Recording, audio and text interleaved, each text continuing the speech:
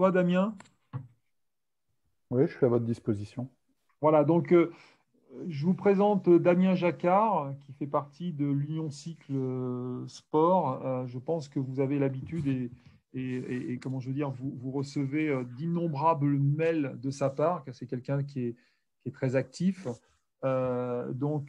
Merci à toi, Damien, d'être présent pour pouvoir donner encore des informations, alors peut-être des toutes dernières informations que tu as en ta possession pour rassurer un petit peu toutes ces personnes qui sont derrière l'écran. Voilà, je ne vais pas m'attarder plus longtemps. Je passe le relais à Damien. Je te laisse prendre la parole. Et puis voilà, c'est parti, comme par habitude.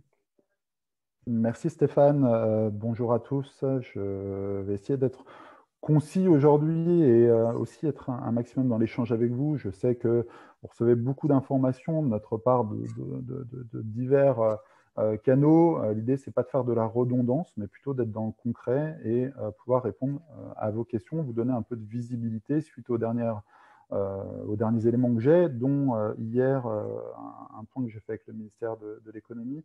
Mais aujourd'hui, il y a aussi beaucoup d'informations qui passent dans les médias. Donc l'idée, c'est d'être très pragmatique.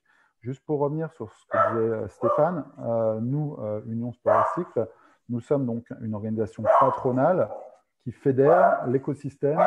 Pardon, j'ai un chien à la maison et c'est pas terrible. C'est toujours les aléas, ce que je disais à Stéphane. Je suis ravi. Quand c'est pas ça, c'est les enfants. Bref, on fait avec tous, malheureusement. 2 secondes. Vous avez compris que Damien était en télétravail. Ah, j'ai la chance d'avoir 5 cas Covid dans l'école de mes enfants, donc obligé de les garder, alors que je devrais être au boulot. Mais bon, on fait avec les aléas. Pour être très pragmatique, donc Union Sport et Cycle, je parle toujours de l'union parce que ça mène de la confusion et on n'est pas une association de cyclistes, comme certains peuvent le dire. On est en fait une organisation patronale qui fédère l'ensemble des entreprises du champ du sport, des loisirs, du cycle et de la mobilité, c'est-à-dire tout un panel de dirigeants d'entreprises multiples et variés qui sont avant tout des TPE-PME, mais qui font partie de ce paysage un petit peu obscur et trop souvent mis de côté parce qu'on ne nous identifie pas trop de la part des pouvoirs publics. Quand on pense sport en France, on pense au mouvement sportif français, c'est-à-dire les fédérations, les associations, l'histoire même du sport en France qui était portée par ces structures, où on pense sport business, donc avec les grands clubs de sport multiples et variés, mais on n'identifie pas que derrière, il y a tout un secteur économique qui pèse, qui permet à tous les Français, ou en tout cas un maximum, de pratiquer une activité physique, qu'elle soit encadrée, autonome, qui génère des emplois, qui génère des taxes locales. Et l'Union a créé donc cette grande maison du sport qui permet de porter un poids collectif parce que nous fédérons donc les industries du sport, ceux qui fabriquent du matériel, et dans la forme, il y en a dans tous les sens, ceux qui équipent vos établissements dans leur grande diversité, du petit accessoire au gros matériel, à ceux qui fabriquent des sols ou même des établissements, ceux qui accompagnent les pratiquants pour la pratique chez soi, avec souvent des canaux de vente qui sont online ou physiques. On a aussi tous les commerces, donc autant les grosses structures que vous connaissez, hein, Decathlon, Intersport, etc., très généralistes, mais ceux qui sont aussi Merci spécialisés, encore d'être présent. des On petites boutiques, lance etc. de suite. Ah, quelqu'un Mais au micro également ouvert.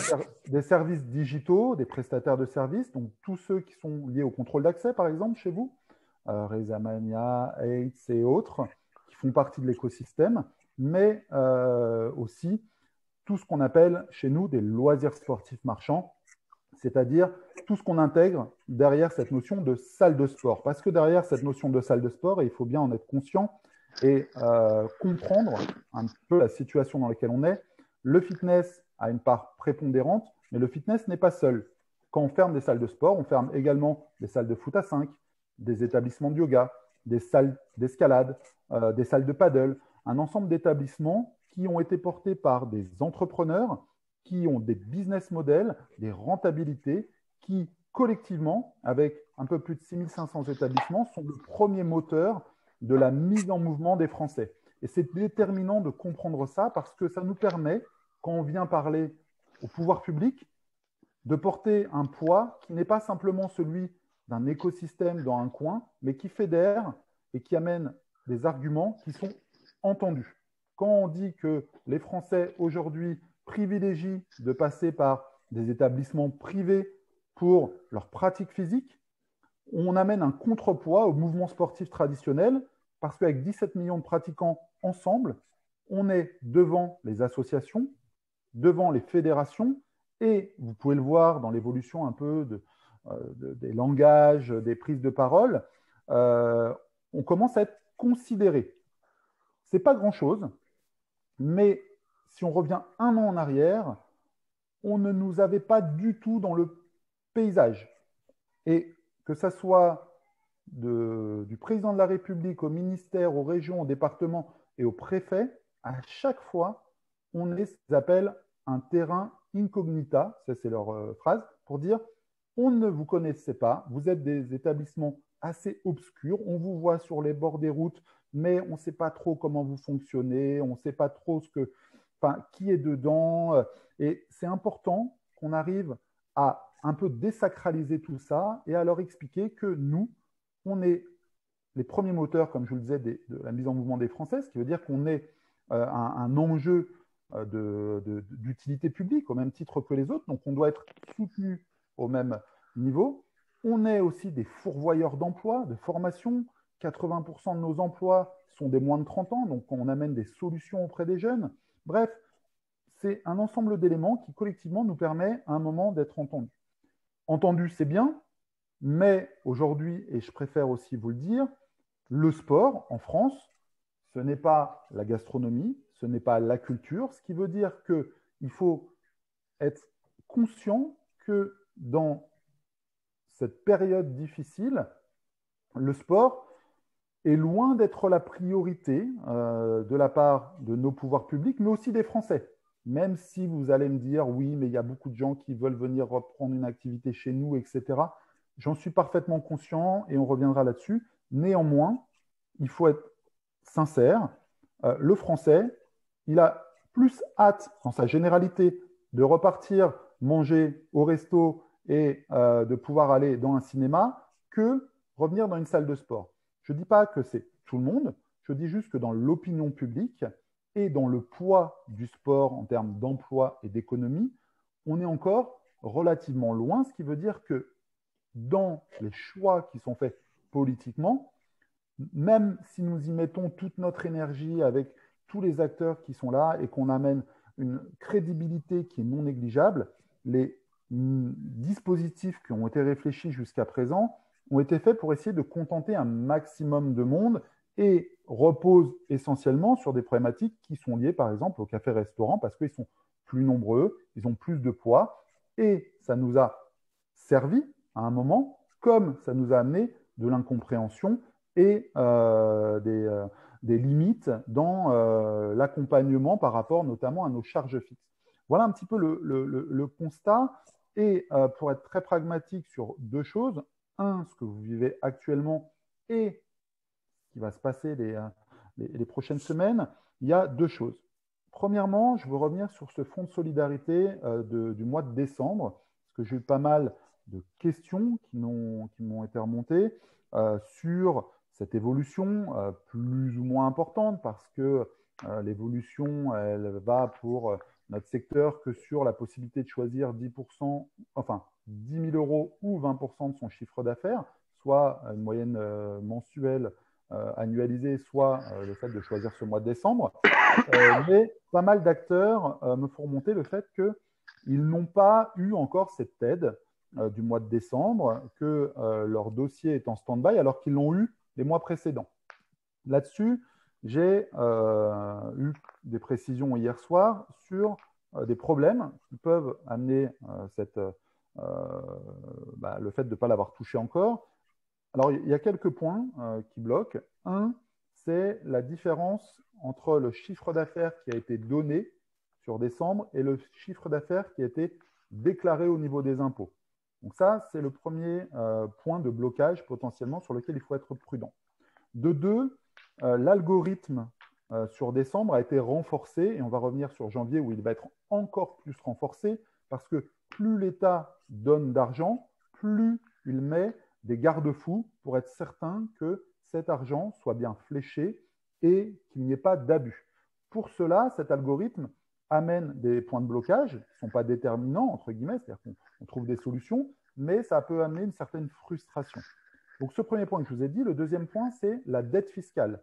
Si vous avez une dette fiscale existante qui est supérieure à 1 500 €, il est nécessaire de vous rapprocher de vos impôts locaux, donc du trésor public le plus proche, pour soit la régulariser, soit obtenir un plan de règlement de cette dette fiscale. C'est ce qui va permettre de remettre votre dossier dans les clous et ainsi de libérer ce fonds de solidarité sur décembre. Le troisième point, c'est ceux qui ont des comptes dans ce qu'ils appellent des néobanques, les banques qui sont online. Donc, vous les connaissez, hein, les Boursorama, etc. Le ministère est très prudent parce qu'avec ces banques, il existe de nombreuses fraudes et l'algorithme bloque automatiquement ceux qui passent par des remboursements sur ces banques en ligne. Donc, il faut là aussi se rapprocher du Trésor public pour trouver une solution et répondre à cet enjeu qui est dicté par le ministère de l'économie. Ensuite, deux autres points, mais je pense que là-dessus, c'est obsolète, et je l'espère pour vous, c'est quand un chiffre d'affaires 2020 est supérieur à celui de 2019, automatiquement, ça bloque, mais malheureusement, je suis bien conscient que ça ne touche pas grand monde. Et le dernier point, c'est un problème de code APE, mais ça, je pense que maintenant, avec malheureusement le vécu qu'on a, pour ceux qui ont eu ce problème, tout ça est résolu. S'il existe encore des problèmes derrière pour accéder à tout ça, le ministère m'a chargé de reprendre la main, c'est-à-dire de remonter vos dossiers, donc vos alertes. Donc, n'hésitez pas à me solliciter par mail pour que je puisse transmettre auprès du cabinet ces informations et qu'on trouve une issue positive. Mais on trouvera une issue. Ça, c'est très important. Deuxième chose, vous parlez un petit peu de ce qui va se passer sur le mois de juin et aussi vous rassurer et comprendre. Je pense qu'on est là pour comprendre et même moi, je suis tous les jours à essayer de poser des questions pour que les choses soient claires parce qu'elles amènent chez tout le monde de l'incompréhension et quand il y a incompréhension, il y a colère et le sentiment d'être mis de côté et ce n'est pas le cas. Il faut savoir que j'ai bien conscience, moi, dans l'ensemble des loisirs sportifs marchands, mais aussi de la forme que je connais très bien dans sa grande diversité, des problématiques que vous avez, mais aussi de votre diversité. Quand je dis diversité, c'est une diversité de structures, une diversité d'établissements, entre ceux qui sont dans des grandes villes, ceux qui sont dans des endroits un petit peu plus isolés, donc avec des prix au mètre carré qui ne sont pas les mêmes, avec aussi des activités qui sont très diverses.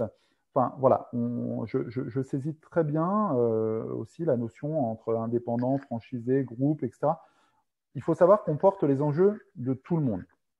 Néanmoins, on peut avoir un sentiment un peu déstabilisant quand on entend les annonces faites la semaine dernière qui ont été plutôt en faveur des groupes parce qu'ont été annoncées une aide complémentaire pour ceux qui généraient sur le mois de janvier plus d'1 million d'euros de chiffre d'affaires mensuel. Pourquoi ? Je vais être très clair.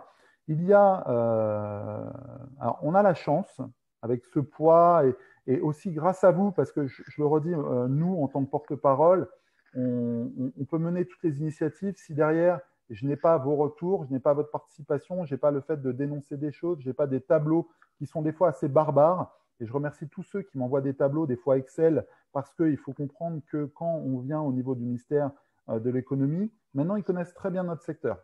Les salles de sport, d'une manière générale, sont très bien identifiées, compris. Mais derrière nos interlocuteurs, on a des techniciens. Donc la direction des finances, la direction générale des entreprises. Et ces personnes-là ne raisonnent que par tableau Excel. Qu'on parle de choux, de carottes, de salades ou d'établissements sportifs, peu importe. Eux, ce qui les intéresse, c'est des plans comptables, des comptes d'exploitation. Et on regarde par rapport aux plans comptables et aux différentes lignes de charge, combien vous dépensez, ce que ça pèse dans votre business model. Et encore une fois, que vous soyez un agriculteur, un gestionnaire de réseau automobile ou d'établissements sportifs, pour eux, on est une entreprise. Et c'est là notre difficulté aussi. Hein. Enfin, c'est qu'on est un pied au sport, un pied dans le monde économique, et ça amène ce terrain incognita, comme on disait tout à l'heure. Et depuis le début de la crise, beaucoup de travail a été fait pour que d'un côté et de l'autre, on prenne conscience de notre spécificité. Donc, grâce à vos remontées, le ministère s'est dit, waouh, il y a un vrai souci sur les salles de sport parce que leur business model est constitué uniquement de charges fixes. Très peu de rentabilité, c'est pas faire injure que dire qu'une salle de sport, ça, par rapport à un commerce classique, une rentabilité qui est plus faible et qui est dépendante d'énormément de charges fixes avec des business models qui font qu'on monte en puissance pendant quelques années pour arriver à un équilibre, à une certaine rentabilité avec une notion d'investissement. Ça, ils ont commencé à le comprendre, ce qui leur a permis de saisir également que les salles de sport étaient un peu particulières et complètement différentes d'un business comme un café-restaurant, avec des points communs, mais aussi avec des différences. Donc, derrière, à partir du deuxième confinement, ils se sont dit il va falloir peut-être combler les trous dans la raquette. Pourquoi? Parce que je suis désolé, je dis aussi un discours de vérité. Dans notre secteur comme dans d'autres, aujourd'hui, pour certains, pour peu qu'on ait négocié son bail, qu'on soit propriétaire ou je ne sais quoi, l'aide actuelle de 10 000 euros peut suffire. Et il existe des cas qu'on me remonte, que je vois, etc., où certains ne sont pas pressés de reprendre. Je ne dis pas que c'est une majorité, loin de là. Je dis juste que ça existe et qu'il faut aujourd'hui en être parfaitement conscient. Par contre, notre travail, c'est de dire attention, oui, ça existe, comme dans les cafés-restaurants. Peut-être qu'il y en a plus d'ailleurs dans les cafés-restaurants parce que les modèles d'aide ont été mis plutôt en phase avec ce secteur. Mais il existe de nombreux trous dans la raquette. Donc le travail a été de le définir et de dire combien ça représente. Autant avec des modèles de groupes qui ont des réseaux en propre, qu'avec des indépendants sous franchise, qu'avec des indépendants qui ont 3 à 4 salles, qu'avec des indépendants qui n'ont qu'une salle, en disant, comme je vous l'ai dit tout à l'heure, qu'on soit au fin fond de Trifouilly-les-Oies ou en plein cœur de Marseille, de Lyon, de Paris, avec 500 mètres carrés, 1000 mètres carrés, je n'ai pas le même loyer et pas le même business model. Sachant que je peux être ouvert en 2019, en 2020, donc avoir des loyers de référence, enfin des chiffres d'affaires de référence qui soient en plus pas forcément positifs parce que j'étais en train de monter en puissance, etc. Donc tout ça, ils l'ont compris, ce qui les a amenés à trouver 2 solutions. Cette solution, dans un premier temps, de se dire on va essayer de combler tous les trous dans la raquette. Mais après, ils se sont rendus compte que le nombre d'entreprises était trop importante. Trop importante pour les gros groupes, trop importante pour les indépendants. Donc ils ont trouvé une solution dans un premier temps, et c'est le fait des annonces sur le mois de janvier, de cibler 1000 entreprises, encore fermées administrativement, sport, mais pas aussi que sport, et il faut bien le saisir, ce qui leur permet, par 1 million d'euros, de savoir combien ça va me coûter, combien d'entreprises vont être accompagnées, et de faire des annonces rapides. Dans un deuxième temps, et je peux vous dire que quand il y a eu ces annonces, j'avais le DIRCAB en même temps par SMS qui m'a rappelé juste après parce que je lui ai mis une pression pas possible en disant attention, je vois qu'il n'y a pas d'annonce pour les indépendants alors que c'est la majeure partie de notre secteur. Qu'est-ce qui va se passer? Il m'a tout de suite rassuré. D'ailleurs, je vois pas mal d'acteurs autour de la table qui reçoivent mes informations. Je vous ai tout de suite dit attention, il va se passer des choses. On n'est pas mis de côté, mais de la même manière, vous allez avoir un accompagnement qui va être mis en place pour le mois de janvier pour ces indépendants qui, eux aussi, sont dans la difficulté. J'ai eu la confirmation hier, encore une fois, parce que je suis quelqu'un qui suis assez pugnace et qui, des fois, un peu à la limite du harcèlement. Ils en ont un peu marre, mais on est toujours dans une bonne relation, il n'y a pas de souci, mais ils me le disent à un moment d'arrêter de les harceler. Hier, l'échange que j'ai eu, c'est on va parfaire le dispositif. Parfaire le dispositif pour répondre aux attentes de ceux qui sont encore des plus petites entreprises, pour qui 10 000 euros, ça ne suffit pas. Et on va aller dans la continuité des annonces qui ont été faites pour qu'eux aussi aient accès à ce service, enfin à ces aides. Ça sera annoncé donc courant de la semaine prochaine, valable pour le mois de janvier également. Et pour bien comprendre un peu comment ça fonctionne, je vous dis les choses de manière très claire. Comme ça, je n'ai pas d'informations à cacher. La semaine dernière, ils ont travaillé sur l'identification des secteurs pour se dire, dans les secteurs encore fermés, qui a besoin encore d'aide supplémentaire. Et c'est aussi pour ça que certains d'entre vous m'auront monté en moins de 24 heures des tableaux de comptes d'exploitation, etc. Et grâce à eux, on a pu dire, voilà en 2019 nos charges fixes, voilà en 2020 les charges fixes qui restent, et vous voyez bien qu'il y a un sujet. Donc, ils ont bien identifié les salles de sport dans ces secteurs. Cette semaine, ils ont travaillé sur, dans ces secteurs, combien d'entreprises cela représente. Je vous reviens sur mes 1000 entreprises à plus d'1 million d'euros. Ils ont besoin, parce qu'à un moment, ils pilotent l'économie de la France, et vous pouvez comprendre que l'économie de la France aujourd'hui, elle n'est pas forcément reluisante et ils doivent être prudents. Donc, ils ont besoin d'identifier dans ce secteur combien d'entreprises sont encore concernées et avec un cadre plus précis de se dire, si on flèche ces aides vers ceux qui en ont besoin, combien d'entreprises bénéficieront de ce soutien qui va, et je le dis, aller dans la continuité de cette annonce de moins 70% sur les charges fixes que vous avez au quotidien, qui est une bonne chose, hein, parce que ça permet de ne pas être sur des logiques de chiffre d'affaires 2019 ou 2020 qui sont des fois, comme on disait tout à l'heure, un peu aléatoires, mais qui permettent de se baser sur vos charges fixes. Ensuite, aujourd'hui, il y a 2 réunions. Une réunion au niveau de la Commission européenne pour la notion de charge fixe. Qu'est-ce qu'une charge fixe? C'est une vraie question. Et surtout, comment cette notion de charge fixe, elle est harmonisée au niveau européen pour que dans tous les pays, on parle la même langue, c'est le cas de le dire, parce qu'aujourd'hui, la France, comme tous les autres pays de l'Union européenne, est dépendante d'accords européens. Il faut savoir que si auparavant, on n'a pas eu d'aide supplémentaire, c'est parce qu'il y avait un cadre européen qui a été fixé le 13 mars, dès le début de la crise, par tous les pays européens pour qu'il y ait une harmonie et que nous, en France, comme dans d'autres pays, on ne puisse pas être l'objet de convoitises d'autres marchés. Je ne sais pas, si tel pays n'a pas les moyens de soutenir, derrière, c'est-à-dire que toute son économie dans un secteur va s'effondrer et que des investissements étrangers vont venir pour prendre la part du gâteau dès que ça ira mieux. Et c'est le cas pour la France. Très clairement, ils m'ont dit, et ça il y a bien longtemps, si on ne met pas ce cadre, on risque d'avoir toutes les entreprises allemandes ou autres qui vont venir cannibaliser notre marché et ensuite ces capitaux partiront à l'étranger. Ce n'est pas la volonté, d'où ce cadre européen qui évolue avec la pression qu'on a mis pour amener ces aides complémentaires sur 2021 et qui iront dans la durée, tout tant que nous serons fermés administrativement.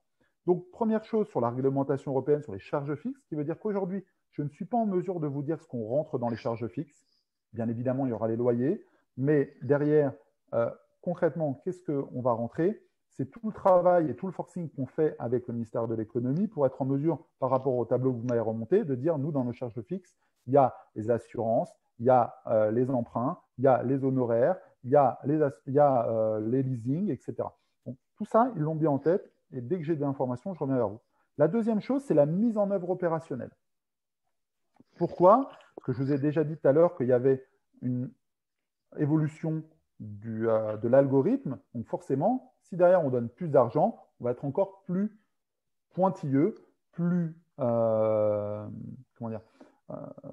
plus à l'affût pour qu'on flèche vers les personnes qui en ont besoin et qu'on évite la fraude. La fraude en France, il faut être très prudent là-dessus. Vous voyez toutes les dérives et on peut comprendre que l'argent public essaye d'être fléché vers les personnes qui en ont réellement besoin. Donc pour ça, soit il y a une mise en place automatique, comme vous avez l'habitude, soit cette mise en place automatique est en plus pris à bras le corps par un agent, c'est-à-dire que derrière, chaque personne qui va déclarer va avoir un agent qui va s'occuper de son cas et être en mesure de suivre le dossier et de voir s'il y a un problème pour être en mesure de le résoudre. Parce qu'aujourd'hui, je le dis de manière très trash, mais ça crache. C'est exactement ce qu'ils me disent. Aujourd'hui, sur le mois de décembre, l'argent coule. La planche à billets pour les entreprises, elle a été surmultipliée.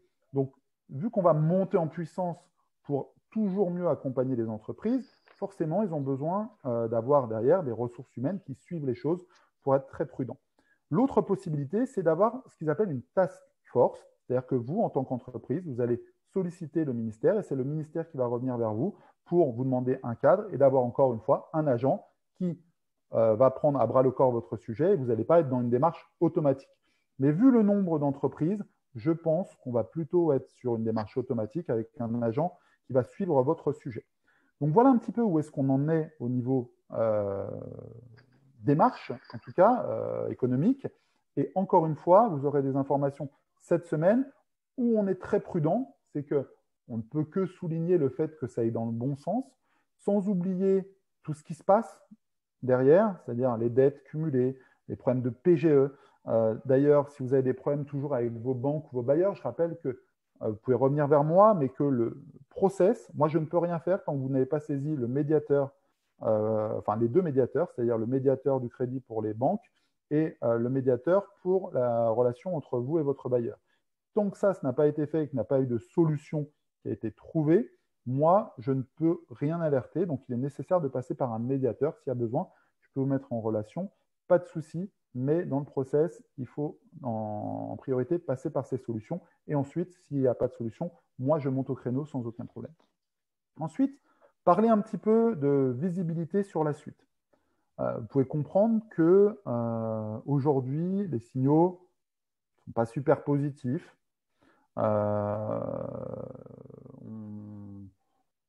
On peut envisager même un troisième confinement. Je n'ai pas d'infos là-dessus. Je peux vous dire que cette solution de troisième confinement, elle était sur la table il y a encore 10 jours, lors non pas du Conseil de défense là, mais celui de la semaine dernière, et qu'ils ont souhaité se donner plus de temps pour être en mesure de voir ce que ça allait donner au niveau de cette mesure de couvre-feu, mais c'était clairement sur la table dès le début. Je ne vais pas revenir sur tout ce que vous savez avec ces nouveaux variants. L'anglais fait peur, mais ce qui fait peur, c'est surtout les autres, le sud-africain notamment, avec ce variant qui fait que les contaminations continuent même en été, parce que c'est l'été dans l'hémisphère sud, et potentiellement on pourrait venir en été en France. Donc ça, c'est des enjeux qu'on ne maîtrise pas et aujourd'hui, personne ne sait. Donc, je le dis de manière très transparente, personne ne sait. Par contre, ce qu'on sait, c'est que nous, en tant que salle de sport, depuis le début, nous sommes dans le champ des cafés-restaurants. Nous sommes dans le champ des cafés-restaurants parce que nous sommes identifiés comme un lieu à risque. Un lieu à risque, non pas par des études, je ne vais pas revenir sur ces études, on les connaît tous et on sait leurs limites. Et à chaque fois, une étude d'un côté va être contredite par une étude de l'autre avec derrière ces modalités d'application, son timing, etc., qui sont toutes floues. Mais en tout cas, ce qui est certain, c'est que le Haut Commissariat à la santé publique ne va jamais se contredire. Je ne vois pas l'État un jour dire non, on a fait une erreur, on revient en arrière, surtout d'un point de vue santé. Il faut s'asseoir là-dessus et il faut en être bien conscient. Par contre, nous, notre travail, c'est de dire on veut sortir de ce café-restaurant. Pourquoi? Parce qu'on n'est pas un établissement, dans un premier temps, où on reste assis une demi-heure, les uns à côté des autres, en train de se toucher du coude, dans des lieux clos, bas plafond. Et nous, dans nos établissements, on a des surfaces qui sont conséquentes, on a une distanciation entre les pratiquants qui est non négligeable, et en plus, on bouge, ce qui veut dire qu'on brasse de l'air. On a des systèmes de ventilation souvent très efficaces, pas pour tout le monde, parce qu'il y a aussi des lieux où il y a un système de ventilation qui est minimum, mais on rentre dans le cadre d'un ERP avec les classifications, mais on veut qu'on puisse sortir de ce côté café, hôtel, restaurant. Et vous pouvez voir que dans les dernières annonces, bizarrement, les salles de sport n'ont jamais été citées avec les cafés-restaurants. Ils ont été cités en lien plutôt avec la culture, les cinémas. Je m'attache des fois à des petites choses, mais derrière, il y a tout un travail qui amène au fait qu'on puisse être rentré et catalogué dans autre chose. Autre chose, et là je sais que c'est un sujet qui fait débat, nous sommes potentiellement des lieux qui pouvons, si possible, imposer un port de masque. Manger et boire avec un masque, c'est impossible. Faire une activité sportive avec un masque, aujourd'hui, techniquement, ce n'est pas possible et pas recommandé. Je ne dis pas que c'est la meilleure solution et pour moi, c'est une solution qui fait débat et qui le fera toujours, que ce soit chez nous ou au niveau des pratiquants.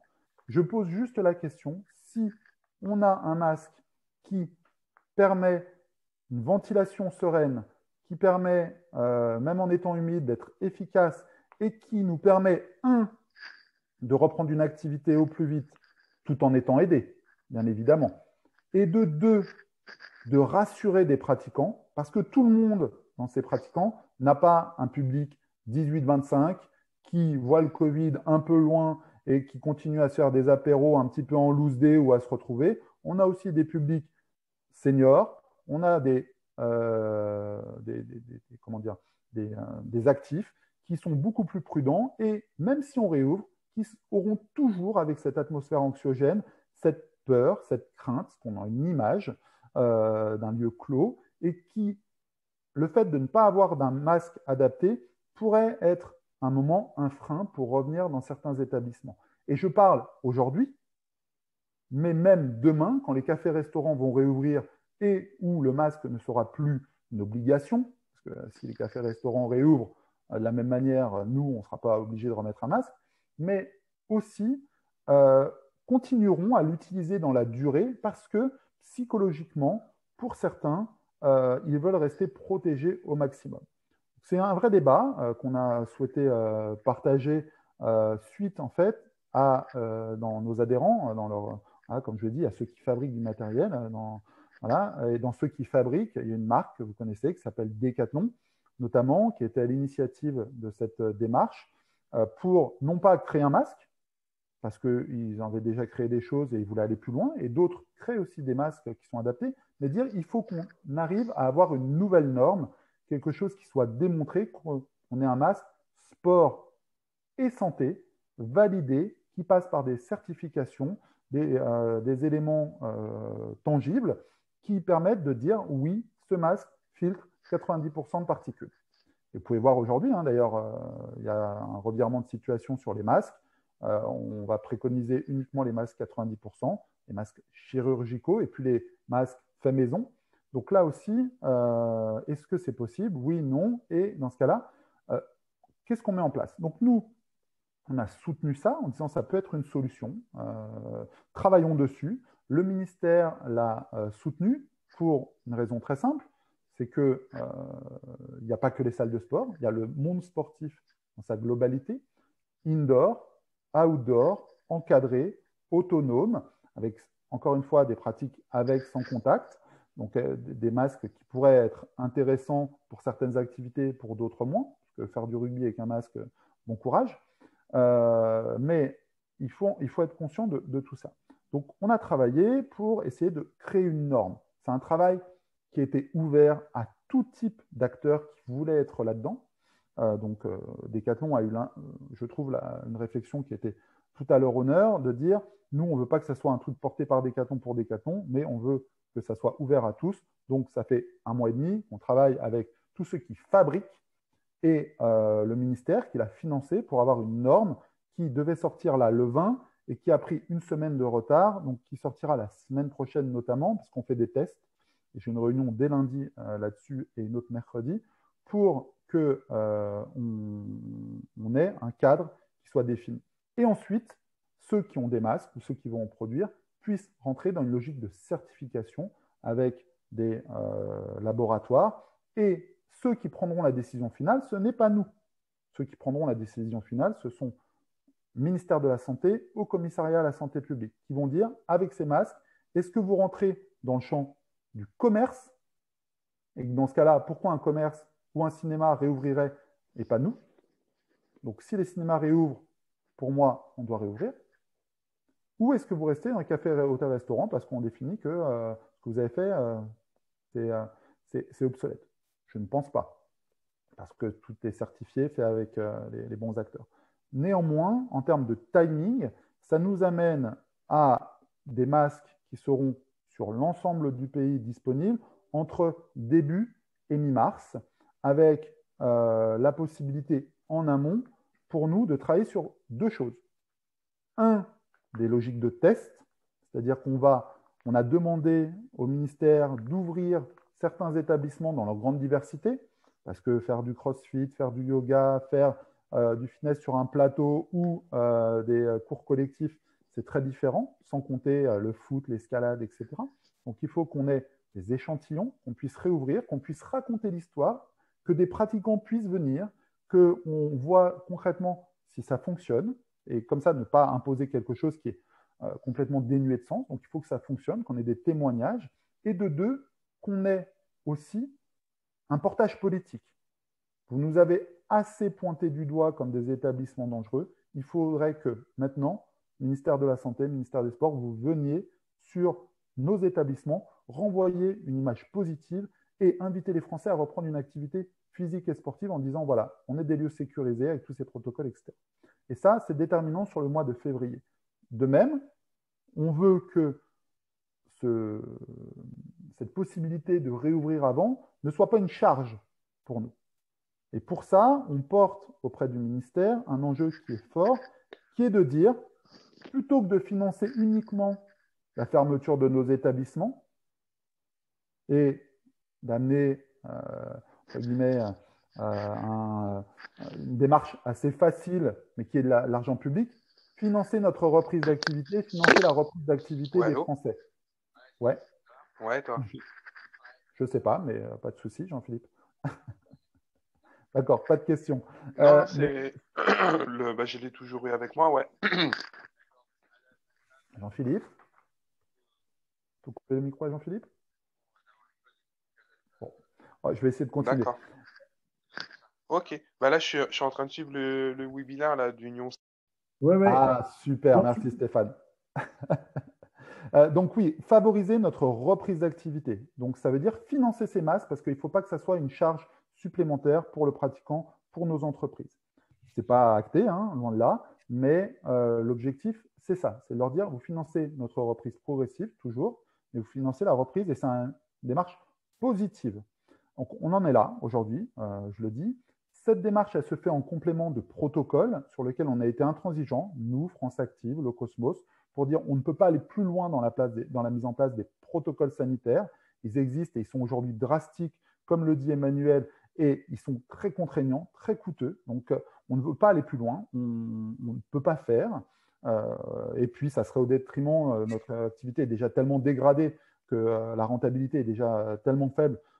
C'est une limite qu'on se donne. Et ça, on leur avait fait un retour en octobre là-dessus. Donc, on est tous raccord là-dessus. Et la dernière chose, c'est que depuis 2 mois et demi, je travaille avec Cédric O, qui est le secrétaire d'État au numérique, qui nous a sollicité avec les cafés-restaurants pour nous dire, voilà, vos établissements, alors on part de très très loin, encore une fois, je reviens sur le début, on parle de très très loin, vos établissements sont des lieux à risque, comme les bars, et il est nécessaire qu'on améliore la traçabilité de ceux qui les fréquentent. Pour ça, on aimerait s'appuyer sur Tous Anti-Covid et amener à chaque pratiquant à flasher un QR code pour dire je suis là, etc. Donc moi, j'ai un peu rigolé au début en disant excusez-moi, mais je pense que c'est difficile de comparer des établissements comme les nôtres avec un café-restaurant. Aujourd'hui, quand vous allez dans un café-restaurant, vous demandez à remplir un vulgaire cahier de brouillon où je peux m'appeler comme je veux, je peux être Jean-Claude Van Damme et habiter n'importe où et le mentionner, il n'y a aucune vérification.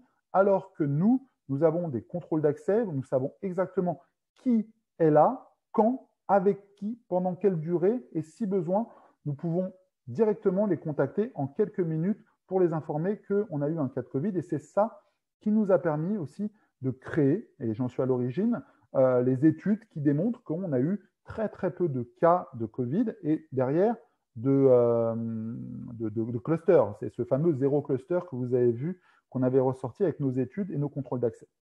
Et là, ils sont tous un peu assis en disant « Ah ouais, vous êtes vachement en avance,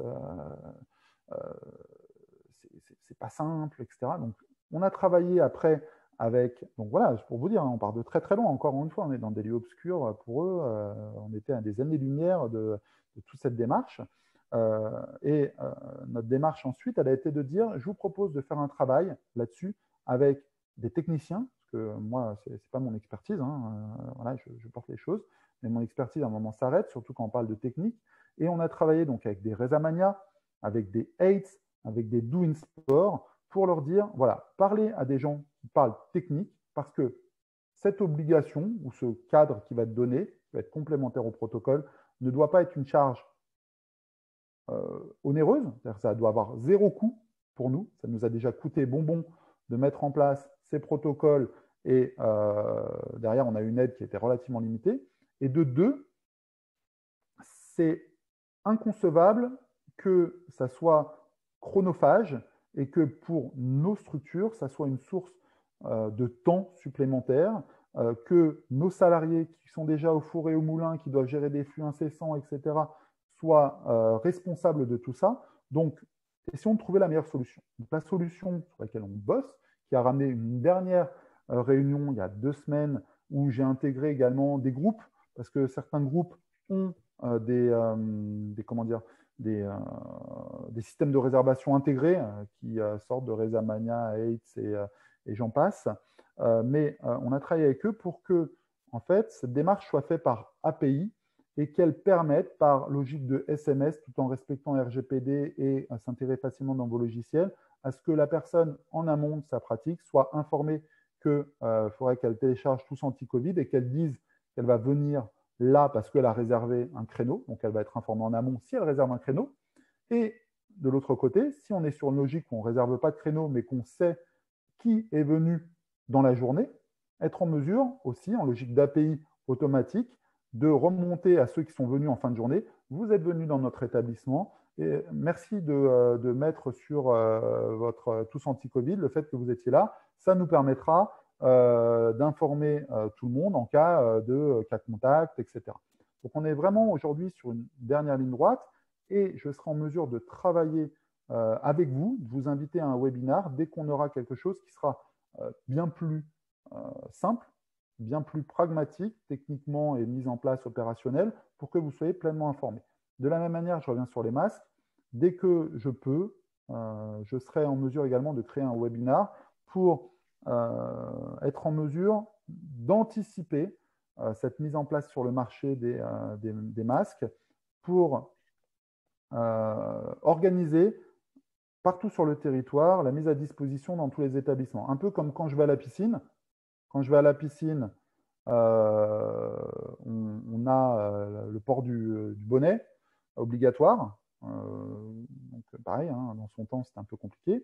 Mais aujourd'hui, quand vous allez à la piscine, si vous n'avez pas votre bonnet, vous ne pouvez pas rentrer. Donc, on vous propose d'acheter un bonnet. Là, on vous mettra à disposition ces masques pour ceux qui ne les ont pas et ça serait directement sur l'établissement de pratique. Donc, voilà un petit peu aujourd'hui les grands enjeux sur lesquels on est. Je ne sais pas si vous avez des questions. En termes de timing, vous savez très bien qu'on a une réouverture qui est aujourd'hui avec un point d'interrogation.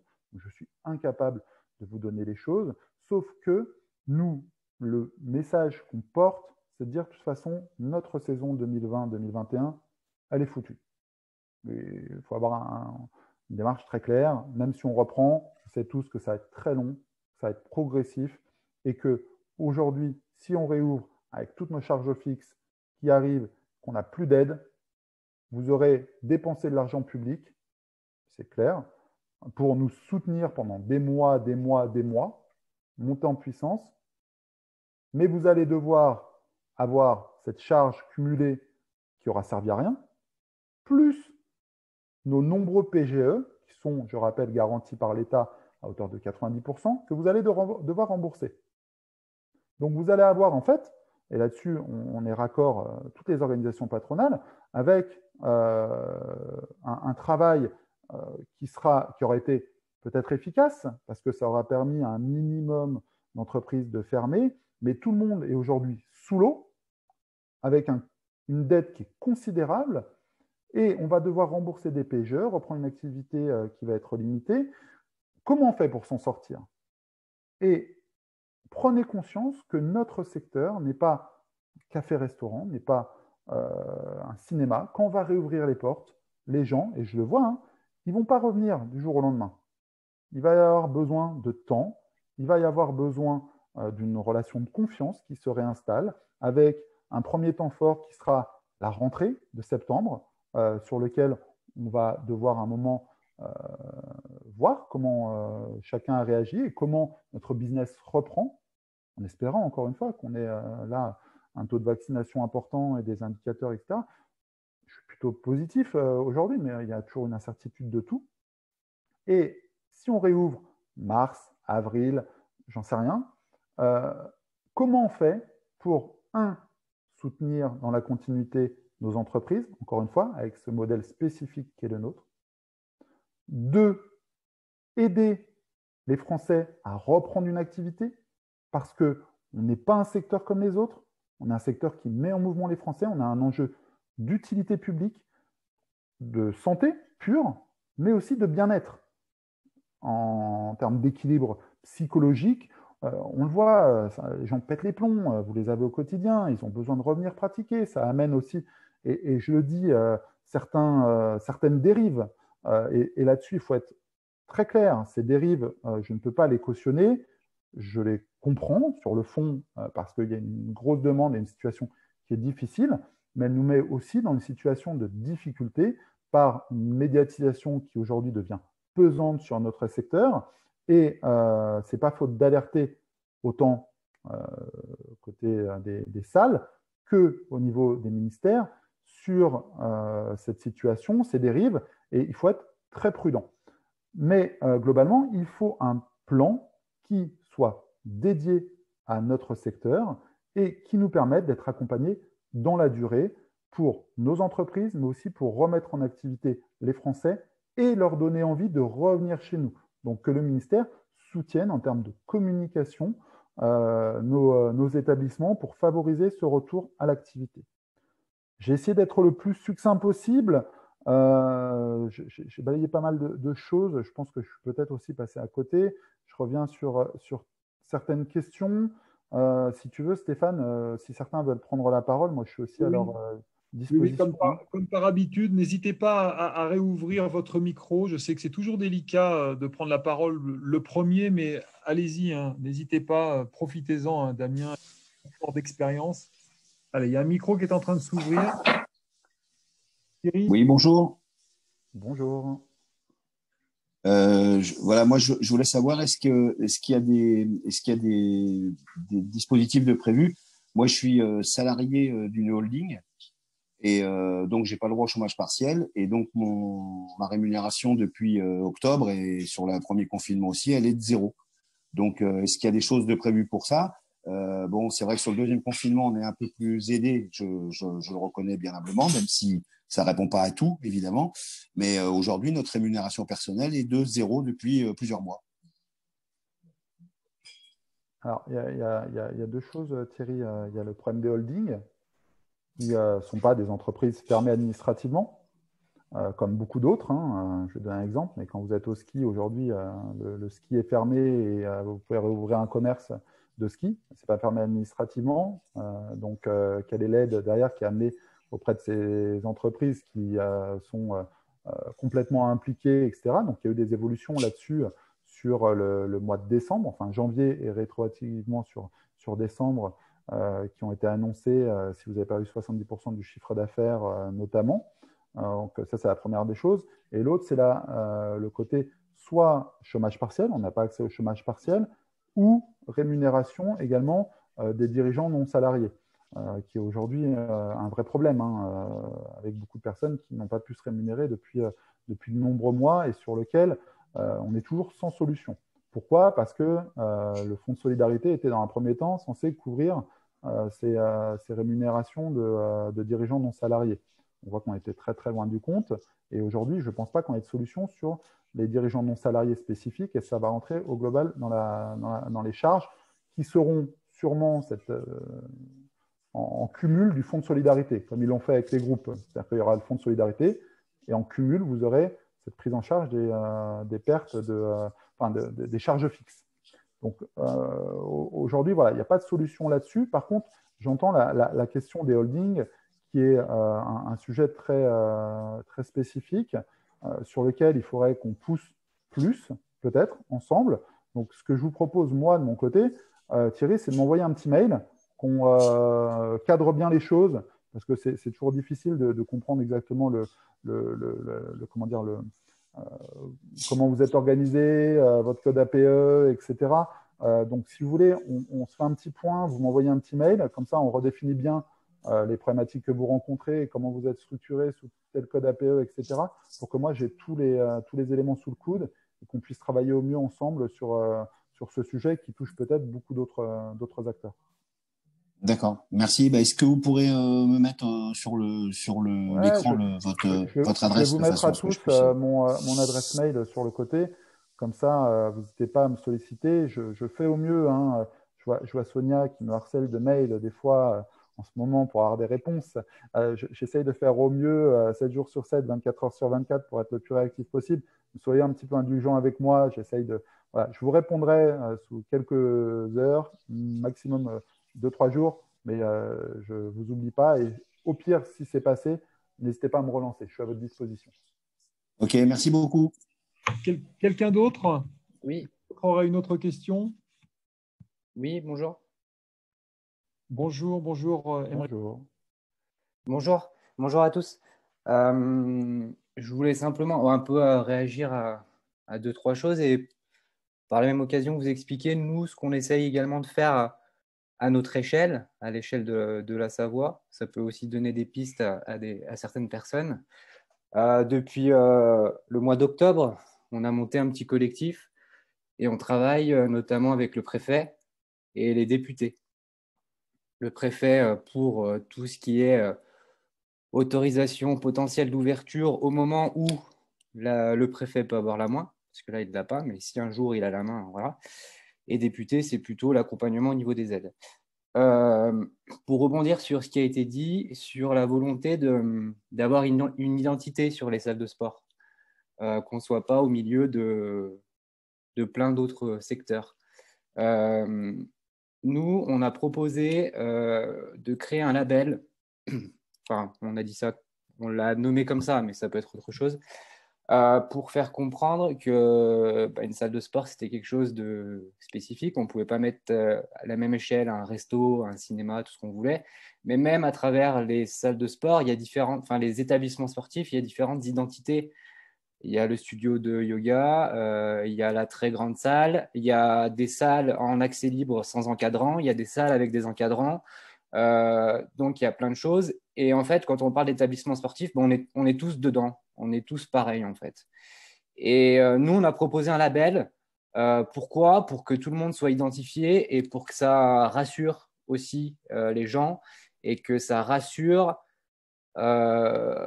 sur les protocoles sanitaires. Je vais vous donner un exemple très concret. La première question que j'ai posée à la directrice de cabinet du préfet, c'était de savoir si elle faisait du sport en salle ou pas.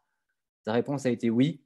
Elle a arrêté son abonnement parce qu'elle était dans une grande enseigne où ça ne respectait pas les gestes barrières, puisqu'il n'y avait pas d'encadrant sur le plateau pour vérifier. On a voulu mettre en place, montrer le fait que nous, en plus d'avoir des personnes à l'accueil, donc on a des encadrants qui éduquent sur le plateau, mais qui font respecter les gestes barrières au cas où il y ait des manquements. C'est-à-dire qu'on a des personnes à l'accueil pour dire tu n'as pas ton masque, tu ne rentres pas. Dans d'autres structures, ça peut être le cas. Donc, on travaille sur ce label et ça a été plutôt bien accueilli chez nous pour identifier, parce que l'intérêt, c'est que pour tout le monde, hein, que tous les commerces réouvrent, mais ils ont besoin de garanties, ça on peut le comprendre. On les a invités également à venir dans nos salles pour leur montrer comment ça se passe exactement. Donc, à ce niveau-là, voilà, nous, on a demandé ça. Alors, à notre échelle, ils sont favorables. Est-ce que ça se fera? Est-ce que ça ne se fera pas? On est en relation permanente avec eux. Est-ce que c'est une piste qui peut être creusée à plus grande échelle? Cette histoire de label, cette histoire de référencement, je ne sais pas. Et au niveau des aides, juste pour finir là-dessus, nous, on a fait des demandes claires aux députés. Donc, on a rencontré un peu les députés de toutes les circonscriptions qui sont de tous bords politiques, de l'opposition ou même de la République en marche. Et on a demandé, alors c'est ce qui a été dit, mais qu'on s'intéresse de près à notre modèle économique en donnant un exemple aussi un peu bête, entre guillemets, c'est de dire qu'il n'y a pas de bonne ou mauvaise situation. Hein. Mais par exemple, un restaurant, il est fermé, avant le confinement, il peut faire 50 couverts, il réouvre, alors, en fonction des mesures, il a la possibilité de faire 50 couverts. Nous, on est fermé, on perd 200 clients. Le lundi où on réouvre, on ne fait pas 200 signatures. Avant de récupérer ces 200 potentiels clients, il va se passer X mois, 6, 8, 12, 24 mois. Donc, les aides doivent aller dans ce sens-là, puisque sinon, ça a été très bien dit, l'État aura arrosé pour rien, puisque derrière, tout le monde fermera, puisqu'on aura été à 0, on réouvre, on passe à -5 et on ferme. Voilà, parce qu'on ne peut pas subvenir à nos besoins. Donc, nous, on a demandé à ce que ces aides soient poursuivies dans le temps, après, en prenant en compte les bilans également, pour voir la perte réelle, en déduisant les aides qu'on a pu avoir du style PGE. Et on a demandé que 50% du PGE soit transformé en fonds propres. Voilà. Nous, c'est à notre niveau, c'est ce qu'on a fait. Et on travaille là-dessus. Donc, on a vu le député, M. Xavier Roland, qui est engagé auprès de la montagne, M. Mignola, Mme Tiffaine Dejoie. Et il nous reste encore un rendez-vous. Voilà. Et on travaille surtout sur cette labellisation. Et également, on a demandé une aide au niveau de la municipalité, au niveau de la communication, puisque le sport a été mis à mal par beaucoup de monde. C'est une communication désastreuse. En gros, il ne faut surtout pas faire du sport, c'est dangereux pour la santé. J'exagère, mais voilà. Et ça, on va le payer très cher. Et dans les aides, on demande aux collectivités de faire une campagne globale sur la relance du sport en salle pour nous aider, parce qu'ils ont des forts moyens de communication avec des gros budgets. On a de la chance en savoir d'être une région très sportive. On a les stations, donc c'est plus facile pour nous. Mais pour nous, ça fait partie d'une aide, étant donné que l'image a été fortement dégradée. Et ils sont aussi favorables à cela. On a obtenu de la directrice de cabinet du préfet qu'elle vienne faire un clip vidéo dans nos salles pour dire, bah voilà, moi je me sens en sécurité, les protocoles sanitaires sont très stricts, bien respectés, faites du sport en salle. Voilà, donc c'est simplement pour vous partager un peu ce que nous on essaye de mettre à notre échelle. Ok, Emeric, beaucoup de choses à dire, Emeric. Je vais essayer de reprendre. Mais Emeric, ce qui est assez drôle, hein, on ne se connaît pas, Emeric, mais bon, ouais, qu'on le dise, hein, on n'a rien prévu. Donc, je connais très bien cette personne au niveau de la Savoie, parce que je l'ai eu aussi, et je sais à quel point elle est attachée au sport et que malheureusement, elle a arrêté son abonnement. D'ailleurs, sa collègue l'a fait aussi et la préfète l'a fait aussi. Bref, donc je vois très bien. Je vais essayer de recadrer un petit peu tout pour prendre point par point. Je saisis ce que tu dis, Emeric, parce que j'ai rencontré depuis maintenant quelques mois plus de 80 préfets ou leurs cabinets.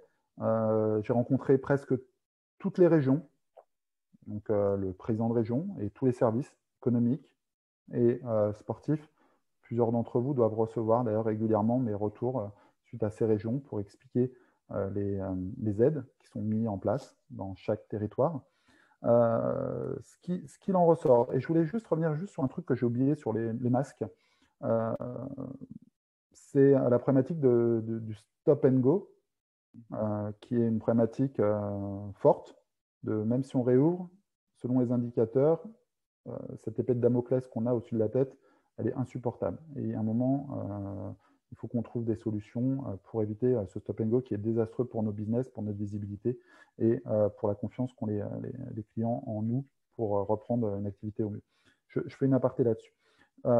Ensuite, concernant les préfets, la difficulté que les préfets remontent, et j'en ai aucun, mais vraiment peut-être un, bon, mais tous les préfets, parce que la démarche était de dire au début, quand on a eu ces premières fermetures administratives par territoire, certains ont pris même des devants. Je me rappelle de la Gironde qui avait pris qui avait pris par le préfet un arrêté alors que le décret ne l'obligeait pas, ce qui a amené d'ailleurs des procédures de la part d'entreprises pour dénoncer tout cela et qui ont été souvent soit déboutées, soit ont permis d'amener certes un accord, mais globalement, vu que la Gironde après est passée dans le décret, ça a été du temps, de l'énergie, etc. Enfin, pour pas grand-chose, malheureusement, avec encore une fois ce sentiment qui est le nôtre de dire putain, on a gain de cause, mais on nous remet un décret derrière, donc c'est inconcevable. Donc nous, on avait pris contact avec les préfets pour dire encore une fois,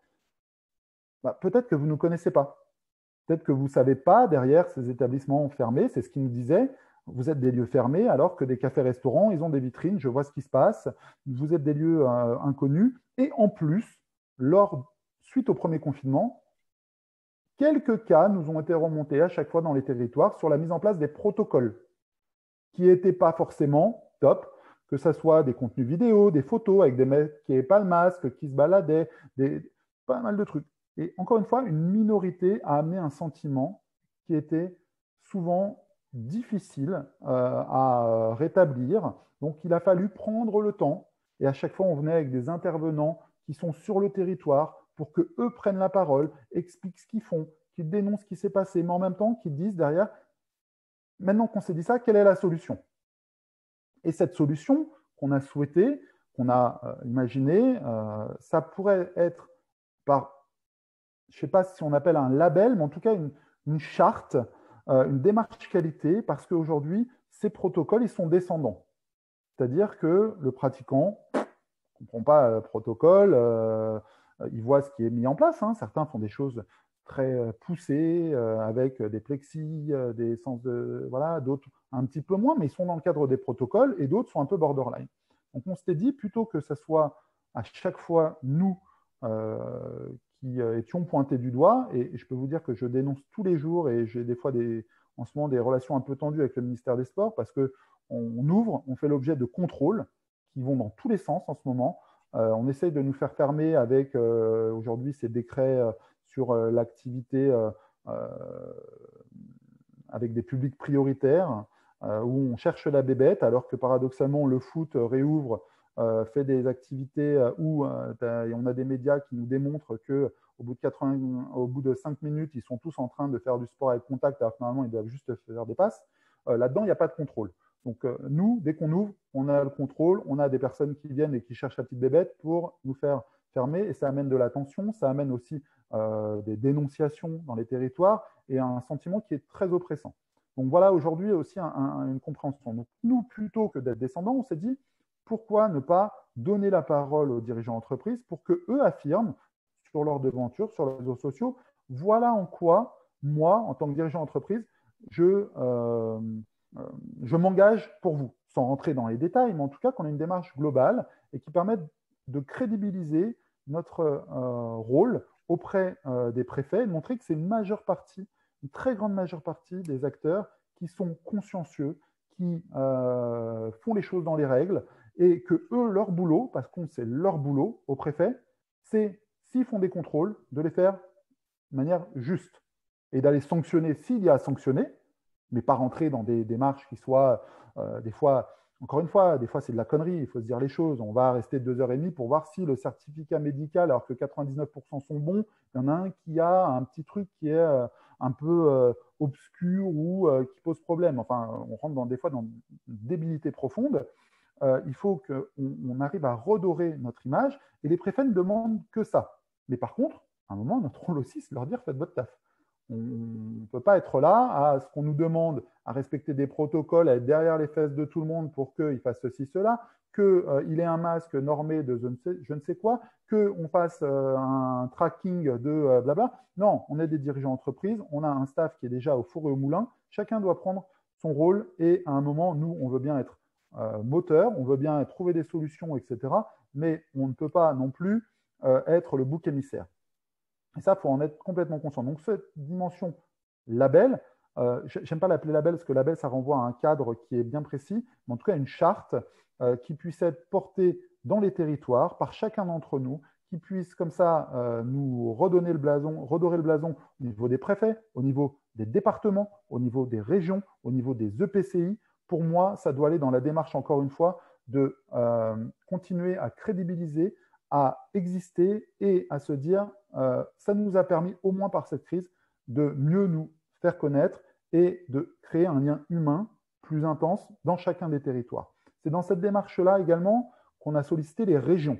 Donc, toutes les régions, je les ai sollicitées. Je repars à chaque fois, et encore une fois, cette semaine, c'était hier. J'étais avec la région Pays de la Loire. Avant, j'ai fait une Nouvelle-Aquitaine. Donc, région Pays de la Loire, on a une chance à l'Union, c'est qu'ils nous connaissent. Pourquoi? Parce qu'on est fondateur de l'Agence nationale du sport, et qu'aujourd'hui, vous avez cette Agence nationale du sport qui reprend plein de prérogatives de l'État et qui mêle au sein de sa gouvernance le milieu sportif traditionnel, le ministère, les collectivités territoriales et les entreprises. Et on les décline dans ce qu'on appelle des conférences régionales. Dans chaque région, il y a une démarche locale qui est portée pour créer des politiques territoriales. Et nous, on a 2 sièges là-dedans, en tant que membre fondateur. Et à chaque fois, on a un membre qui est souvent un industriel du territoire ou un gros commerce et un loisir sportif marchand implanté pour porter notre voix, notre existence dans ces territoires. Les régions commencent à nous connaître, mais par contre, elles ne connaissent pas les loisirs sportifs marchands. Donc à chaque fois, je viens en leur disant, bah, voilà ce qu'on représente sur votre territoire, tant d'établissements, tant de milliers de mètres carrés, tant d'emplois, tant de chiffres d'affaires, tant de taxes, ceci, cela. Ça leur permet de dire, waouh, c'est vrai qu'on ne vous connaissait pas, et il y a 2 choses. Un, ça amène des fois des évolutions de démarches économiques, ça c'est du très court terme, pour dire, on vous a identifié comme des partenaires du territoire, et c'est ce qu'on est, parce qu'il faut se dire, moi c'est le discours que je porte, on n'est pas en frontal avec le mouvement sportif traditionnel, on est des partenaires, l'un comme l'autre, de la mise en mouvement des Français, et aujourd'hui, il y a des licenciés qui font du foot, qui viennent dans une salle de fitness pour faire autre chose, complémentaire, on a des associations qu'on accueille, on accueille des policiers, des pompiers, des fois avec des tarifs ou même voire des côtés un peu gratuits pour ces publics. Il y en a beaucoup qui ont fait des efforts au niveau des infirmières. Enfin voilà, on raconte toute cette histoire. On n'est pas juste des businessmen. On fait du business, on est une entreprise, on a besoin de rentabilité, mais on est aussi des partenaires et ensemble, on doit porter des politiques dans les territoires pour mettre en mouvement les Français avec une dimension santé, bien-être, un rôle social également qui existe. Donc tout ça pour dire qu'une fois que les régions nous ont écoutés, elles ont pour certains fait évoluer leur Z. C'était le cas de la région Grand Est notamment, qui ont ouvert pour nos établissements une aide complémentaire. Et ça, je vous l'ai transmis. Il y a encore des choses qui évoluent. Je suis en train de travailler avec la région Bourgogne-Franche-Comté. Et eux ont besoin là de le valider au niveau de leur présidence et des gens élus. Et il y aura une aide dédiée, loyer, pour notre secteur uniquement, conscient de la taille de chez nous. Île-de-France, Pécresse, pareil, il y a des choses qui ont été faites. Vous avez vu une annonce qui a été lancée pour aider à hauteur de 1 000 euros sur novembre. J'ai tout de suite appelé le directeur de l'économie, parce que maintenant on se connaît, qui nous a dit non, je te rassure, c'est aussi possible pour les acteurs des salles de sport qui étaient fermées avant le 31 octobre. Il n'y a pas de souci, ils peuvent faire leur demande. Donc, on fait dans chaque région pour avoir des mesures spécifiques d'accompagnement, parce qu'on a tous à y perdre que nos établissements ferment. Ça sera des taxes en moins pour eux, ça sera des emplois en moins, des jeunes formés en moins, et en plus, des lieux qui favorisent la mise en mouvement des Français, et surtout avec des enjeux derrière aussi de sport en milieu professionnel, il y a plein de choses. Donc ça, c'est super important qu'eux comprennent. La deuxième chose, c'est la reprise d'activité.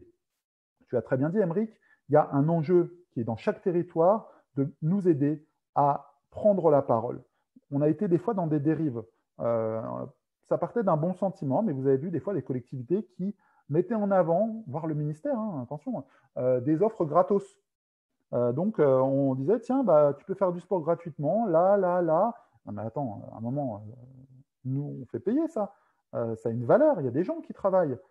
Il existe plein d'offres. Donc, ça part d'un bon sentiment, mais paradoxalement, c'est décrédibiliser notre profession, c'est décrédibiliser le fait que tout a un prix, et même si on fait un moment un maximum d'efforts, etc., il faut qu'on travaille mieux comme ça et qu'on favorise l'ensemble des parties prenantes. Donc, toute cette histoire, ils l'ont en tête, et notre objectif, c'est dès qu'on va pouvoir reprendre, que eux, dans chaque territoire, favorisent aussi, parce qu'il y a des enjeux de mise en activité dans chaque territoire, des enjeux d'activité sportive, globalement, et qu'on ne soit pas mis de côté par rapport au monde sportif traditionnel. C'est-à-dire que ce qui est fait pour le monde sportif traditionnel, il soit fait pour nous également, et qu'on soit soutenu au même titre. Ça amène à une dernière chose, c'est qu'il existe dans les territoires aujourd'hui des aides qui sont mises en place pour prendre des licences, notamment.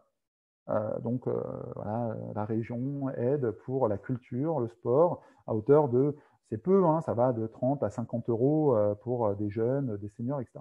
Et avec le travail qu'on fait, donc c'est l'échange avec Renaud Muselier et notamment, avec les Pays de la Loire, etc., ils ont décidé que nos établissements puissent devenir bénéficiaires pour ces jeunes également de ces démarches. C'est-à-dire que le jeune va pouvoir faire le choix d'aller prendre une adhésion dans une salle de fitness, dans une salle d'escalade, mais également dans un club de foot.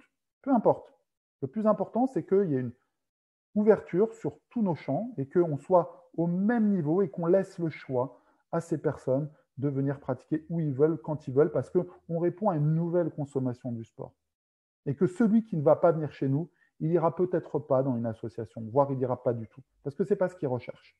Donc, laissons le choix, et c'est pour ça que progressivement, là, sur la région sud, c'est acté, sur la région Pays de la Loire, je vous le dirai, mais je vous enverrai des infos pour que vous puissiez vous inscrire et devenir aussi des espaces bénéficiaires. Sur la région Auvergne-Rhône-Alpes, ce n'est pas acté, Emmerich. Si tu peux mettre la pression, il n'y a pas de souci. Laurent Wauquiez, il traîne un petit peu et ses services, ils seront un peu longs. Mais voilà, aujourd'hui, j'ai reçu une lettre de Région Île-de-France qui me demande de savoir comment Pécresse peut prendre la parole sur notre sujet, etc. Il faut que je leur réponde, parce que c'est un peu fouillis. Mais au global, il y a des choses qui existent et il faut aller plus loin. Dernière chose, il y a deux choses sur lesquelles j'insiste. Le problème de la CFE des taxes foncières. Ce n'est pas la région qui mène tout ça. Et ça, c'est un vrai souci. Parce que la région n'a pas de poids. Elle a un poids sur un business. Le sport, aujourd'hui, leur prérogative, c'est le sport associatif. Ils n'ont pas les prérogatives chez nous et ils ne détiennent aucun poids, hormis du lobbying et de l'information sur les CFE et taxes foncières, parce que ce sont les EPCI. Donc, à chaque fois, il faut aller voir son EPCI. Et ce n'est pas que je ne vous apprécie pas et j'y passe pas assez de temps, mais les EPCI, c'est un travail. C'est chacun qui doit aller voir son EPCI du territoire pour obtenir une démarche. Il y a eu un soutien qui a été fait par le ministère sur les 6 premiers mois, sur le premier semestre, où les territoires pouvaient abonder et laisser les CFE, taxes foncières, et l'État prenait en charge tout ça. Ça a été très, très peu suivi. Et sur les derniers 6 mois, il n'y a pas eu cette aide. Et en plus, il y a eu un renouvellement avec les nouvelles élections, etc. Ça a été un vrai bordel. Donc, on pousse pour que l'État remette en place une démarche sur le premier semestre 2021 et que ça aide encore une fois à la reprise d'activité, comme la continuité de l'exonération de charges patronales, comme tout ce que je vous ai dit tout à l'heure, le chômage partiel, l'activité partielle de longue durée, etc. Donc, on est au taquet là-dessus, mais ça nécessite beaucoup de temps. Et encore une fois, je serai toujours votre soutien pour les initiatives locales, mais allez voir toutes les EPCI. N'hésitez pas, en fait. Moi, je suis à votre disposition s'il faut créer des documents cadres, sans aucun problème. Et une dernière chose, tu revenais sur les restaurants, dans la démarche qu'on mène, c'est que je sais que chacun d'entre vous, pour continuer à garder du business, a soit inventé de nouveaux métiers et sorti de sa structure pour aller faire du coaching à domicile, du coaching à l'extérieur ou de la solution via des offres digitales. Et ce qu'on porte comme sujet, c'est qu'il est hors de question qu'aujourd'hui, on dise au restaurant, vous bénéficiez d'un fonds de solidarité et on ne comptabilise pas tout ce que vous faites en vente à domicile et que nous, de notre côté, ce business continue de rentrer, qui est une vraie bulle d'oxygène, puisse être comptabilisé comme un chiffre d'affaires qui viendrait pondérer l'aide que l'État nous fait. Donc, on sera toujours intransigeant. S'il y a quoi que ce soit, vous nous dites, mais c'est une question d'équité. Le ministère a bien saisi et est raccord là-dessus. Donc, si à un moment, il y a le moindre souci sur le fait qu'on prend en considération votre business qui continue de se faire, bien évidemment, hormis si vous dépassez un chiffre d'affaires 2020 et super à 2019, où là, ça va être compliqué pour moi, mais je sais que ça reste un pourcentage qui est minime et ça vous permet aussi de ne pas casser des contrats, ce qui sera déterminant lors de la reprise d'activité. N'hésitez pas. Enfin, moi, je suis à votre disposition. Encore une fois, j'ai mis là-dessus. Donc, juste pour conclure, je suis toujours à même de vous envoyer un maximum d'informations. On est dans une démarche, nous, où on essaye de pousser le collectif et on n'a jamais fait de l'adhésion au sein de l'Union une démarche cadrante. C'est-à-dire qu'on a toujours été dans une démarche de travailler avec toutes les organisations patronales, de travailler avec tous les acteurs parce qu'on n'a qu'une envie, c'est que tout le monde puisse survivre et reprendre une activité au mieux et qu'on se revoie dans quelques mois où chacun aura plus de sérénité. Ça, c'est la démarche au global. Dans les territoires, notre démarche, c'est de dire on a tous intérêt à ce que les Français reprennent une activité. Vous pouvez voir, il y a des études qui démontrent que les jeunes ont plus 6 kilos depuis le premier confinement, que des seniors ne reviennent pas, que des actifs ne reviennent pas. Donc, on est loin, on est très, très loin d'être une nation sportive et il faut travailler là-dessus. Et nous, on est là-dedans avec vous et on sera toujours votre soutien. Et pourquoi aussi? Parce que finalement, si vous reprenez une activité, c'est bénéfique pour vos prestataires, vos fournisseurs, qui aussi vivent de votre activité. Toute cette économie connexe que vous générez, c'est bon pour les marques qui vont équiper les pratiquants, c'est bon pour les commerces. Donc, on a tous intérêt à apporter un pro collectif pour dire qu'il faut que les Français reprennent une activité sportive et que ça soit beaucoup plus intense et qu'on reprenne peut-être avec une nouvelle façon d'être abordé, de travailler ensemble. Mais voilà, on est dans cette démarche-là. J'ai essayé de rebalayer un petit peu tous les points que je n'avais pas revus. Sur les régions, envoyez-moi un mail si vous avez besoin. On met la pression à chaque région pour leur dire voilà, telle région fait ceci, telle région fait cela, est-ce qu'il y a des choses qui ont évolué, etc. J'essaierai de faire un point global en début de semaine. Pas simple, mais voilà, c'est avec le travail d'Emeric, avec le travail de chacun d'entre vous qu'on avancera pas à pas. C'est long, c'est frustrant. J'essaye de revenir toujours un an auparavant en me disant waouh, on ne nous connaissait pas, on a été invité à être autour de la table avec tous les ministres, etc. Aujourd'hui, on nous appelle dès qu'il y a quoi que ce soit, on fait partie du cercle des entreprises au même titre que l'aéronautique, que l'automobile, que ceci, cela. On a déjà fait un max de boulot. Il faut continuer ensemble. Vous pouvez compter sur nous. Je pense que tout le monde là-dedans doit se sentir concerné pour continuer à avancer. On aura, et je le dis aussi parce que je suis quelqu'un assez franc, on a des divergences. C'est pas grave. On est là pour avoir cette divergence, en parler, mais à un moment aussi trouver des solutions. Si on reste sur la partie, on pointe du doigt les problèmes et on n'essaie pas de trouver des solutions, c'est pas ce qu'ils attendent de nous de notre côté. Ils sont sous l'eau avec des secteurs qui viennent dans tous les sens et qui tous tapent à la porte. Je pourrais vous envoyer, si ça vous intéresse, des mails où on me dit tous les secteurs tapent à la porte parce que tout le monde veut être aidé et grâce au boulot que tout le monde a fait, on vous a identifié là-dedans et on va vous aider, on va aller plus loin. Donc, c'est un travail vraiment collectif qui porte ses fruits progressivement. On est loin du but, il y a encore beaucoup d'enjeux, mais on ne lâchera pas la barre et on continuera à faire qu'on puisse avancer pour le bien de tous. Stéphane, on a peut-être fait Oui, le tour. oui, je suis là, bien sûr, j'ai écouté. J'ai beaucoup parlé, je suis très bavard, je suis désolé. Ouais, mais c'était nécessaire. Tu maîtrises vraiment bien ton Je sujet. n'ai pas la réponse à tout. Et encore une fois, si vous avez des questions où je n'ai pas de réponse, sollicitez-moi par mail, par ceci, cela. Je ferai le maximum. Et en vous disant, des fois, je n'ai pas la réponse. Mais par contre, je le prends en considération. Personne autour de cette table à la science infuse. Par contre, je pense qu'il y a un extraordinaire travail de fond qui est fait déjà depuis des mois. Je dirais que ce qui nous arrive est peut-être un mal pour un bien parce qu'effectivement, aujourd'hui, au niveau de l'État, il va y avoir, je pense, une vraie reconnaissance de notre secteur qui a toujours été un petit peu ignoré, un petit peu dans l'ombre. Nous, chez Radical Fitness, puisqu'on est aussi propriétaire de clubs et aussi on vit le terrain, on sait, on a une note très pessimiste et à la fois on est très, très optimiste sur l'avenir, mais les mois à venir vont être encore très compliqués, bien sûr. Ça, c'est une réalité. Il ne faut pas se défausser par rapport à ça. Je pense que c'est une solidarité commune qui va faire qu'on va arriver à traverser cette épreuve. Malheureusement, des clubs vont fermer, d'autres vont tenir. On le sent bien, hein. Nous, dans notre clientèle, on a des samouraïs, on a des gens vraiment qui sont conquérants et qui sont déjà en train de travailler sur le futur, d'autres qui sont complètement résignés, qui ont baissé les bras. Je pense que si réellement on est passionné par ce secteur et qu'on va devenir de plus en plus reconnu, il faut prendre à bras le corps tous les problèmes. Et de toute façon, ça fait partie du rôle d'un chef d'entreprise. Lorsqu'on est gérant, on traite des problèmes tous les jours, beaucoup plus de problèmes que de choses, belles choses qui arrivent. Mais c'est le jeu, sinon on est salarié. Voilà. Donc, merci pour ton intervention, Damien. N'hésitez pas à garder un contact très, très proche avec cette institution et je pense que Damien se fera un plaisir. Ouais, juste vous repréciser, parce que j'ai des messages en privé. Donc, mon adresse, c'est damien.jacquard avec un T comme Thomas, @unionsportcycle.com. J'avais mentionné plus haut. Vous me retrouvez sur les réseaux, etc. Enfin, vous ne pouvez pas me louper normalement. je réponds au maximum. C'est pas simple.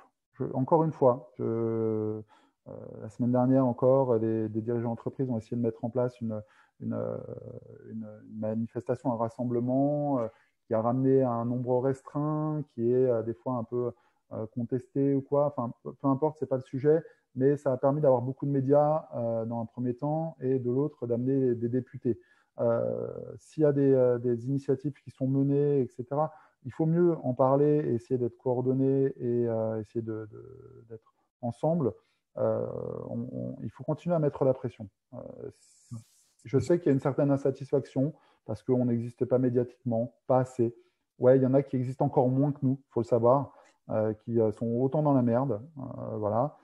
Mais en France, le média, il cherche du sensationnel, il cherche des gros enjeux qui nous animent. C'est pour ça que vous voyez beaucoup de restaurants et les stations de ski, etc. On les sollicite dans tous les sens. Tout le monde le fait. Mais le seul angle qu'ils ont pris ces dernières semaines, c'est de nous pointer du doigt parce qu'on était en train d'essayer d'ouvrir d'une manière un petit peu obscure, etc. Et ça fait du sensationnel. Et ils sont un peu moutons. Quand il y en a un qui le fait, d'un seul coup, les autres se mettent dedans. Et c'est défavorable à notre profession. Sur des WhatsApp, j'ai des journalistes qui me disent est-ce que tu n'aurais pas un établissement qui ouvre pour faire un reportage, etc.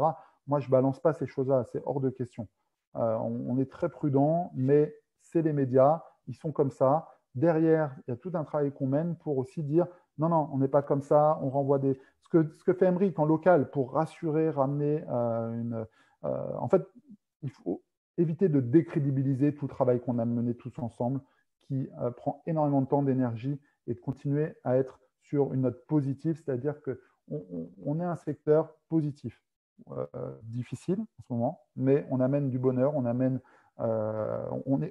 n'est pas que du business. Et il faut continuer à le valoriser. On ne peut pas être traité comme du business où le sport est bien plus que ça. Donc, essayons toujours d'être dans cette démarche positive, à l'écoute et constructive, tout en étant ferme sur nos enjeux. Et voilà, donc je voulais vraiment vous envoyer ce dernier message.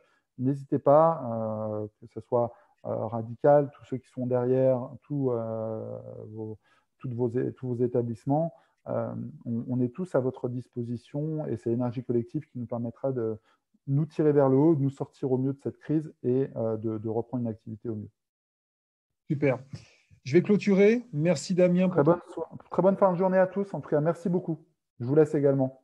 Merci à vous tous. Et puis, vendredi prochain, la semaine prochaine, ça sera une thématique différente. Ça sera le témoignage de la situation actuelle du point de vue d'un fournisseur. Voilà. Donc, merci Damien. Merci à tous. Je vous souhaite à tous un très, très bon week-end et on se retrouve très prochainement vendredi prochain. Bye bye. Merci à tous. Au revoir. Bye.